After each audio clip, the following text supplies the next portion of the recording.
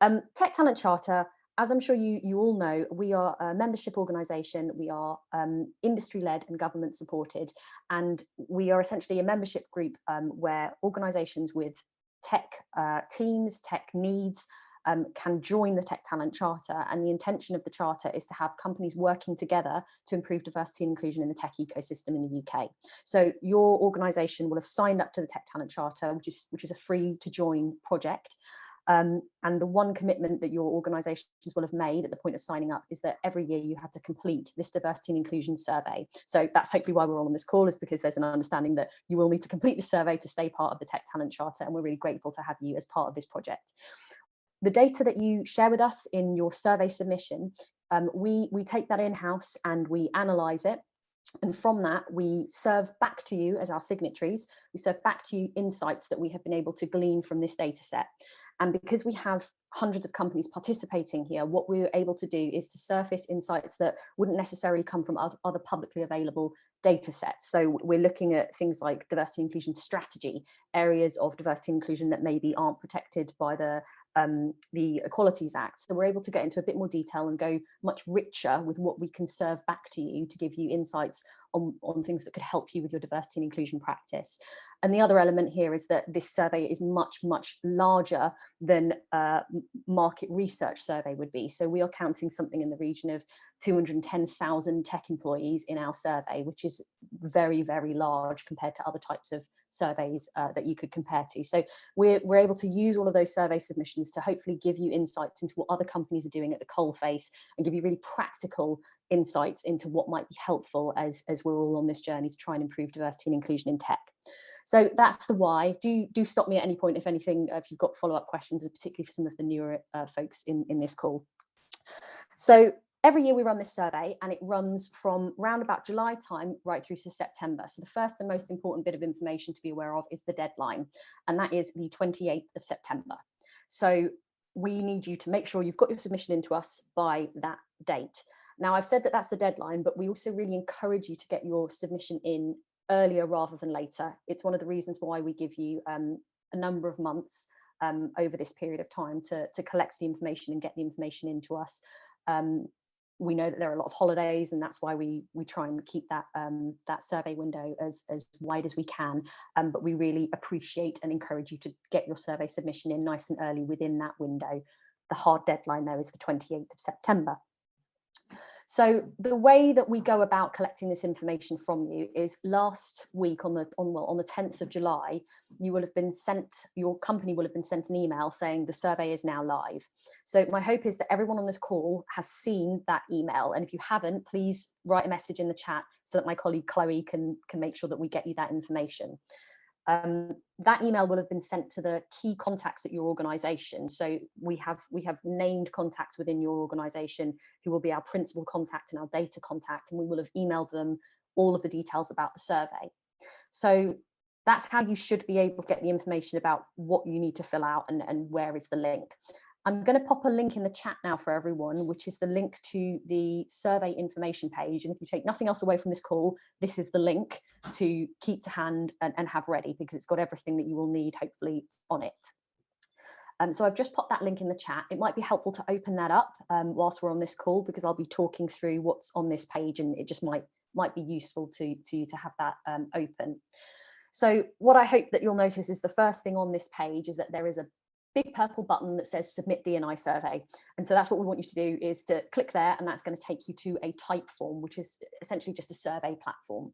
We've used that for a number of years, and it opens in your web browser. So you'll be doing this online, and it will just guide you through all of the questions in the survey. Now, the reason we create this page for you is that the survey isn't something that we want you to be doing on the fly. It's got questions that you might need to collect information from colleagues or other parts of the business before filling it out. So on this page that I've shared with you, we've got a section that's called Before You Start. And one of the most helpful resources on that section is a spreadsheet version of the entire survey. So you can download that spreadsheet version so that you can collect all your answers in one place, do it over as long as you need, and share it with colleagues as needed to get all the information into that spreadsheet. And then what we would suggest you do is copy your answers across from the spreadsheet into the type form. It's just safer in case, for instance, your internet connection is lost partway through doing the survey. We don't want you to have to redo things. So it's just a good backup way of approaching this. So that's the spreadsheet there. What I'd love to do now is also just talk you through all of those survey questions. So I'm going to go on to that in just a second, but I'm going to pause here in case there are any questions about some of the points in before you start, or anything that I've explained so far about the survey.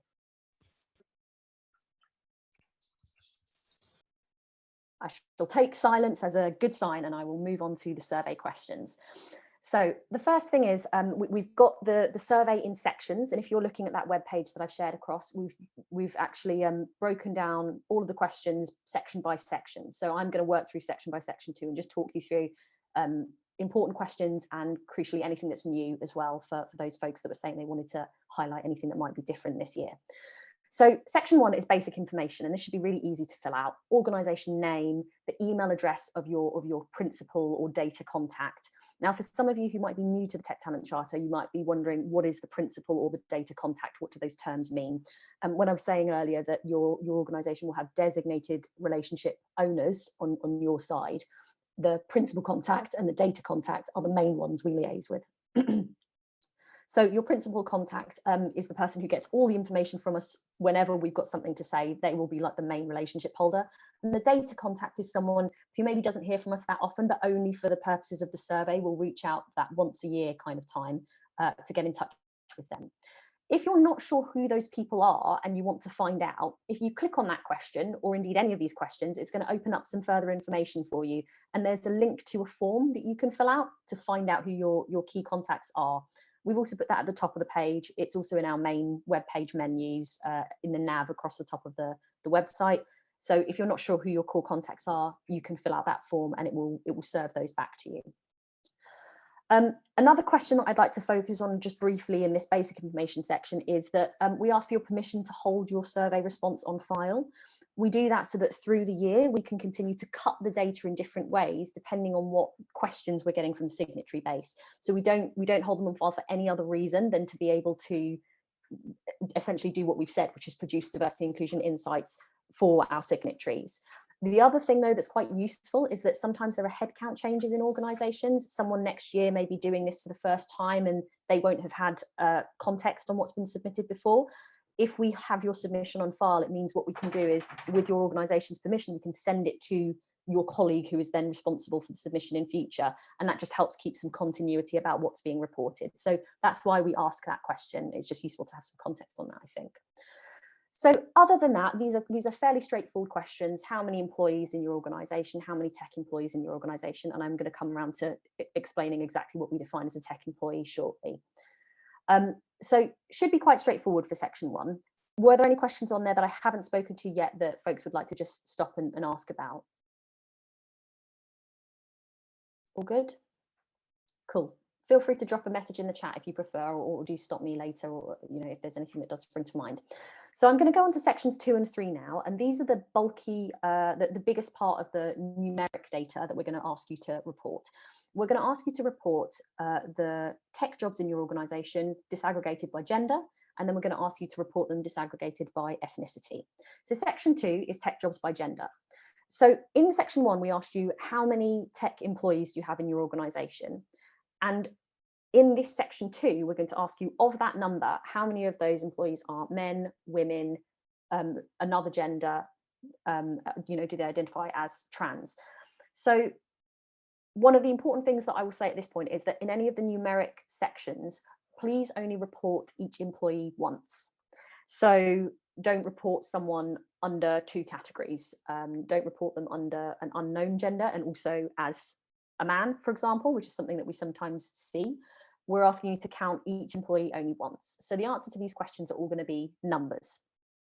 So what we're asking for here are numbers of men, numbers of women. We then ask you, do you collect gender data for genders other than man or woman? And if the answer is no, it's going to skip you past the rest of the questions that are not relevant to you. If the answer is yes, it's going to ask you how many of your UK employees are non-binary. We're then going to ask you, do you collect information on the number of employees who identify as trans? Again, if the answer is yes, we'll ask you the next question about how many. And if the answer is no, we're going to skip you over that question. Laura, I know you mentioned what's new. That's a question that's new this year. So we've refined our gender questions slightly there. So you'll see that that trans identity category is distinct from non-binary this year.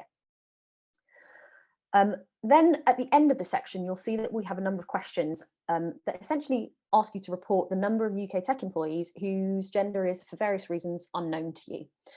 So they might have told you on a survey that they prefer not to disclose that information. So we have a question for that, and you can tell us how many people have ticked a box to say, I prefer not to disclose. We then ask you about the number of employees who haven't been asked. So maybe, for instance, you have hiring on a certain cycle and your diversity and inclusion surveys happen on a different cadence. So maybe there are people that have been hired into the business that have not yet completed that submission because they've not yet been asked to do the survey. You could report those folks under that question. The next one is one that I think people often will use, which is that how many of your UK tech employees have been asked about their gender but have not responded. So you maybe have presented them the form in your HR system, but they have just not given you the information. We ask you to report that number there as well. And with all those questions about folks who have an unknown gender, the hope is that you can account accurately for whatever the state is in your workforce of the diversity data. Whatever that is, that's fine. You can just report it as accurately as needs be. The last question, which is again a new one, but hopefully a very straightforward one, is please tell us how you've collected this data. Is it self-identification data or is it coming from another source? And we ask this question because we know that some organizations, for example, have previously looked at reporting data that comes from, for example, a payroll system where it's a binary M or F categorization, and they pull that data and report that. So what we're trying to understand here is this data something that your employee has given you, or is it something that's been pulled from another system which might have different constraints, and therefore the data is a slightly different type of data? So that's a multiple choice question that we'll ask you to just give us that context on. So that is the section on gender, section 2. Are there any questions about those gender questions? Yeah, Lexie, I have a quick question, please. Yeah. You mentioned about only recognising each employee once. We do have a number of employees who are quite gender fluid, so how would you like us to record their data? Great question. We would include that in the non-binary category, Caroline. Okay. Yep, great. Thank you. What I've done there as well is in that question under non-binary, I've added in the guidance a few examples of what that might include, and it includes folks who are gender fluid. So I'll try and add any that arise in that category to just try and make it as clear as possible. Lovely, thank you. I'm sorry, I could have worked that out for myself. I don't have it in front of me, but thank you for clarifying. No worries, really happy to take any questions whilst you're on the call, and that way hopefully make it a bit easier when you come to it. So section 3 is a reflection of section 2, except what we're asking about is ethnicity. The ethnicity categories are things that are hopefully quite familiar because they're the same categories that ONS use. So ONS have broad ethnic categories that then they then kind of segment down into a lot of different other categories. And what we've taken is the headline segment that ONS typically use for these different ethnicity groupings. So of that number of UK tech employees that you reported in section 1, how many are Asian or Asian British? How many are Black, African, Caribbean or Black British? How many are mixed or multiple ethnic groups? How many are white? How many are any other ethnicity?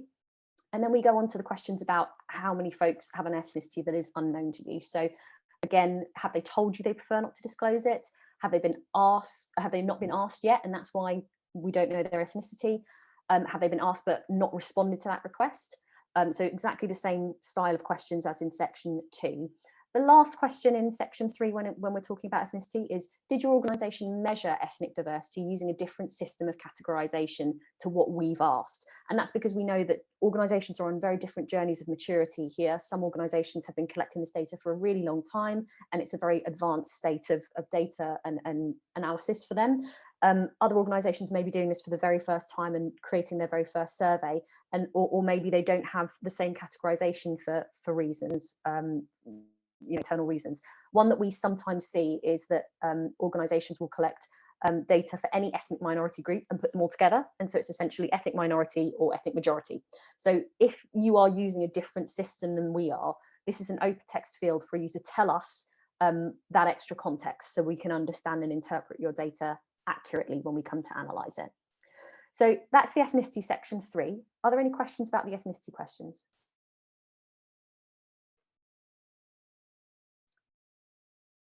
Cool. Okay, great. So I'm going to move on to section 4 now, and this is diversity of senior tech employees. This was a section that we, a section of questions that we asked for the first time last year. And for folks who have seen that last year's survey, it's pretty much the same this year as well. So we're asking you, how many tech employees are there in the senior most layer of your UK tech workforce? And I can imagine a lot of you will immediately be asking, well, what does that mean, senior tech employees?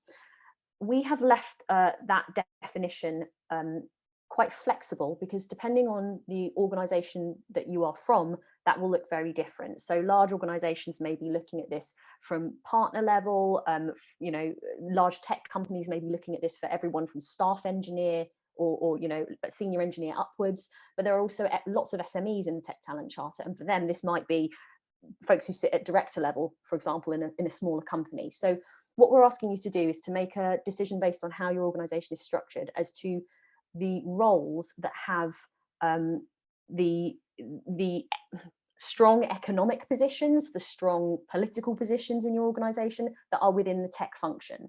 So this doesn't limit you to just highlighting folks who are in leadership or management roles. This is also, like I mentioned, you know, senior engineers, staff engineers. You can take that to whatever level reflects that kind of senior tech level within your organization. People often have questions about this particular point, so I'm just going to pause again in case anyone would like to clarify anything there. We all good? Cool. Okay, so we'll ask you to clarify how many folks are in that senior most layer, and then we'll ask you to tell us how many folks within that group are a gender minority. And when we use the term gender minority here, we're using it in context of the tech industry. So that means women or anybody who is from a non-binary category. So you would combine those together and give us that number. Then we'll ask you how many of those senior folks are an ethnic minority. And again, we're looking back to the categorizations that we used before. Anyone who is in a category that is not the white category, because this is in context of the UK, that's what we will ask you to report there. If you can't give us this information, so say your organisation doesn't have it, the way that we phrase the survey here is, can you give us this information? And if the answer is yes, we'll ask you for the data, the number. If the answer is no, we'll ask you a question about how data is set up in your organisation, and it's an open text question to just help us understand the context of data at a senior level in your organisation, but it won't ask you for the numeric answer if you're not able to provide that. The last question in this section is an open text question around what are the challenges to diversity in senior roles at your organisation. And the reason we're focusing on this topic area is that we've had so many requests from signatories who are focusing particularly on things like gender pay gap, looking at their leadership teams and have diversity targets that are related to that area of practice. So that's why we're asking these questions. So that takes us to the end of section 5, all about seniority. Section 6 is a new section, so we've never asked these questions before. And this is diversity of software engineers. This is another question that over the years we've been asked over and over again, because tech roles can mean a lot of different things to a lot of different people. And something that we are often asked is for folks who are using, how do I put this? I don't like using the term hard technical skills, but are essentially doing engineering, maths or coding based tasks as their mainstay of their job. We often get asked about that specific group. So what we're trying to understand here is how many UK-based software engineers are in your organisation, how many of those software engineers are a gender minority, and how many of those are an ethnic minority. Now, it's important for me to flag here that this section 6 is optional. So if you don't have this data or you're unable to supply it or gather it from within your internal setup, you will be able to skip over this section. We encourage you to do so because with an incomplete data set, it's harder for us to give you meaningful information back. So if you can, we really encourage you to try and give us some insight from your organisation around this software engineering view.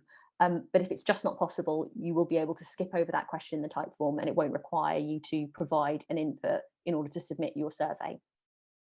I'm just going to pause there, and I'm looking at some of the individuals in the room who have done the survey before, just in case you've got any questions about that new section, because it is totally new for us. All good? Haven't done it before, Lexie, but I did have a question. If we've got a similar role like a software engineer, but they're not specifically called a software engineer, is that the sort of people that we should be incorporating into section 6? Yes, that is absolutely right. Great. We are much less fussed about the job role title and more about the activity. And I'm going to come on to the technical role description and what that means when we get to the end of the survey. So yes, no problem there, Alice. Thank you. Great. So we're on to the final section. Oh, I've missed one. I've somehow managed to skip over section 5. So I'm just going to double back here. Sorry, folks.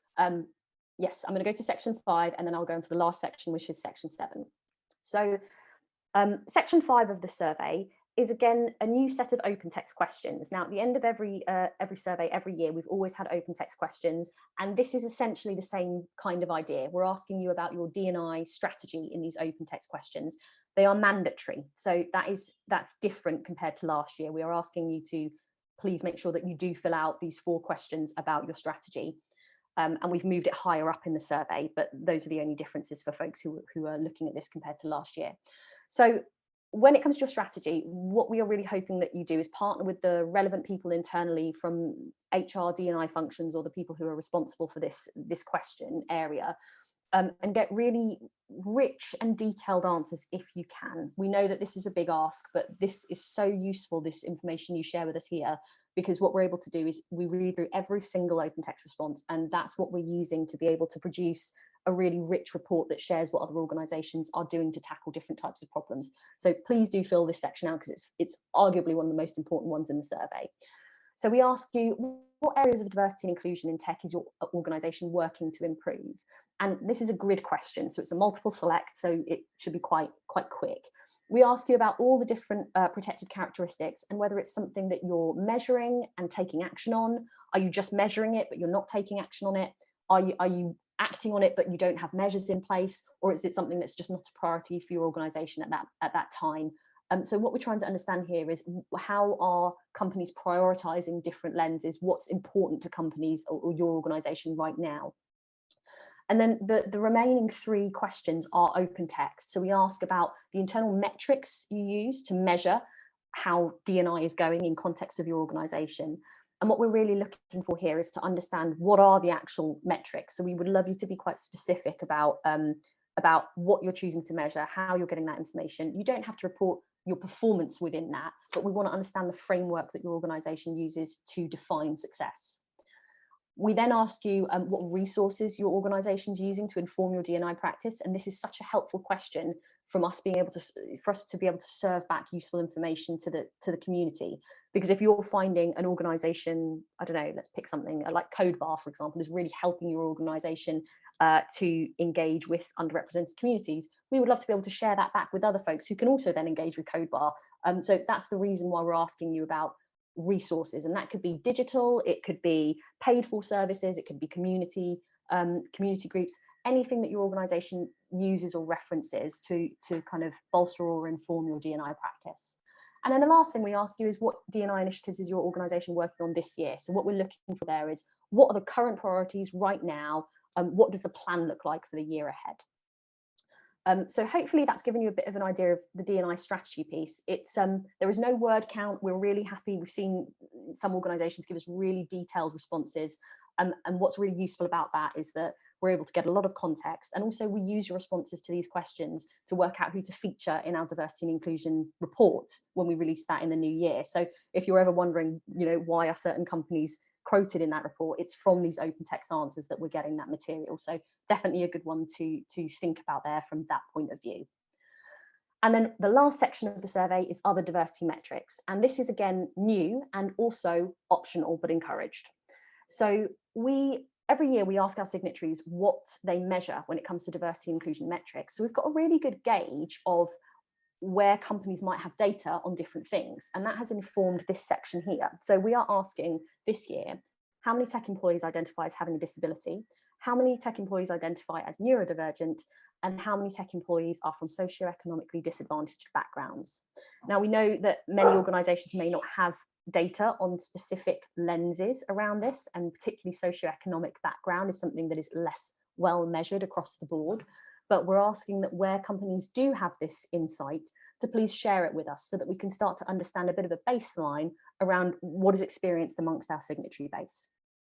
Again, you don't need to fill out these questions if you're not able to, so you'll be able to skip over them if you need to complete the survey. And that takes us to the end of all of our survey questions. So I'm just going to stop here for a second in case folks have questions from the survey questions before I move on to the FAQs types of things, like what constitutes a tech role.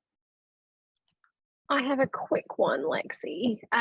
Is there a snapshot date of when this data needs to be kind of accurate from, or is there kind of a time frame when you would recommend in terms of, as in now, closer to September, or how does that work? Yep, great question, Carol. So you can take your data snapshot from any time from the launch date, so essentially from 10th of July when this launched, right up through to the completion date. So any time in that window, we're happy to take a snapshot. The reason we take this approach is that we want to make sure all of our data has a certain degree of recency to it. So we want to keep it within that window, and that degree of flexibility is still manageable for us to then be able to report data with a certain degree of recency when we then produce the report. Does that cover what you needed, Carol? Yes, yeah, that's perfect. Thank you. Great. Okay. Are there any other questions about these survey questions before I move on to some of the more FAQ-y type things? Just a quick one for me around the strategy piece. You mentioned it's talking about where we're having our focus. Do we need to explain why we're focusing where we're focusing? You don't need to, but we would love it if you did. The more information you can give us, the better. Okay, brilliant. Thank you. Great, thank you, Alice. Other questions? Cool, okay, well, I'm going to go on to the biggie, the one that I get asked all the time, which is, what do you mean when you say technical roles? The way that we define a tech role for the context of this survey is that we use the government DDAP framework, it's called. So it's the kind of digital data and technology professional capability framework. And I'll pop it in the chat in case anyone wants a bit of light reading. But what we've done is, throughout the survey, we've linked to this framework. So we've got an FAQ on the page, this D&I survey information page that I've shared with you. We've got an FAQ around what do you mean when you say technical roles, and we've linked to this guidance. Now, broadly speaking, technical role in context means anyone who operates in a role in data, IT operations, product and delivery, QA and testing, engineering, development or architecture, or design. So if you have a job that is in any of those families, broadly, we're going to be including it as a tech role. I will tend to get asked questions about roles that sit in teams that aren't directly necessarily aligned with a certain group. And one that comes up quite a lot, for example, is you might have consultants in your business that have to have a high degree of technical knowledge around a certain industry area, how it works, but maybe their job also has like a business development or commercial focus to it. So that's one that I hear quite a lot. And what I would ask you to do is to look at the guidance and click on, usually there's a relevant family. So a good one here that I could use is probably looking at the, if you were to look at, say, the product family, you might find that certain consultants of a software product or service may have an overlap with the product role description that you see in that framework. And if you can see that the majority of activities actually do have an overlap, irrespective of what the job titles are, then I would include that person under that tech role. Another example that comes up quite a lot is that sometimes there are folks who have dual roles within small organizations that have a certain amount of administrative and operational work, but actually they do other things that are quite help desky types of tasks. And if you were to look in IT operations, you would see help desk analyst, I think it's called, under that framework role description. And you'd be able to read what the activities are. And again, if you see that your admin person potentially is doing the vast majority of those activities, include them as a tech role holder. So this is broad strokes, the best way to identify if a tech role should be included or not. But we know that it's a bit of a grey area and it's quite situation by situation. So if that's the case and you're coming up against a role and you're not sure how to classify it, we want you to contact us because we want to try and make that as easy as possible. So typically every year I'll have a couple of conversations with different organizations who just want help, clarifying certain roles about whether they are included or not. Now that takes on to a good question of, if you have a question and you're not sure how to get it answered, what can you do? We want to be here to support any questions that you or your colleagues have when it comes to the survey. We want to try and make this as easy as possible for you to complete, because we know that this is something that, you know, is not just a quick 10-minute task to get out. So what we've got is, on that page that I shared with you at the very beginning, there is a chat function, and that doesn't go through to anyone else. It comes through to me and my colleague Karen. So we're the people running the survey and creating these reports for you that we give back to the community. So if you use that chat function, that will come through to me and Karen, and provided we're not on another call, we're going to pick up your answer straight away and live chat with you to help answer any questions you've got. If you prefer email, drop us an email. We're always happy to be really responsive. We try and have a really quick turnaround time to make sure that we're getting folks the answers that they need. So basically, don't be a stranger, just reach out, because we really want to help make sure that you can complete the survey as quickly and seamlessly as possible.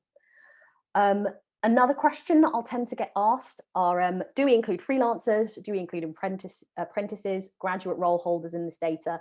And the broad answer here is, this is all about employees. So don't include your outsourced talent, don't include freelancers or contract workers. You can, however, include your graduates, you can include your apprentices. If they're essentially classed or viewed as an employee in your organisation, include them here. One of the other things I get asked is, can I save my data and come back to it another time? And this is a change from last year, because previously we've always said you can't save your type form, so make sure you are ready to fill out the form in one sitting.